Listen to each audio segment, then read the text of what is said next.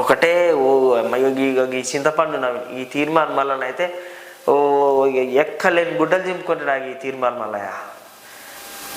మల్లయ్య ఒకటే చెప్తా విను. చింతపండు నవీన్ అలేస్ తీర్మానం మల్లయ్య ఒకటే చెప్తా, ప్రశ్నించేటోడు ఏదైనా ప్రశ్నించాలి. ఇవాళ ఎందుకు ప్రశ్నించట్లే?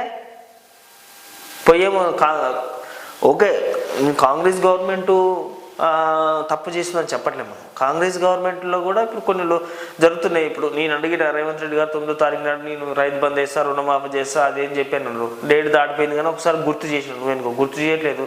ఈయన ఎట్లా వత్తాసు పలుకుతున్నా అనుకుంటున్నావు? ఈ తీర్మానం వల్ల ఏం కాదు. కాంగ్రెస్ గవర్నమెంట్ దొరల పాలన పోయింది అంటే రెడ్డోళ్ళు దొరలు కాదా? ఇప్పుడు సీట్ మీద కూర్చుంది ఎవరు? రెడ్డి ఆయన కాదా? అంటే రెడ్డోళ్ళు దొరలు కాదా? ఈ చిల్లర మాటలు ఎందుకు? దొర అంటావు, అదంటావు, ఇది కాసేపు అంటావు, అది కాసేపు అంటావు, ఇది కాసేపు అంటావు. దొరల పాలన ఎందుకు? ఎంత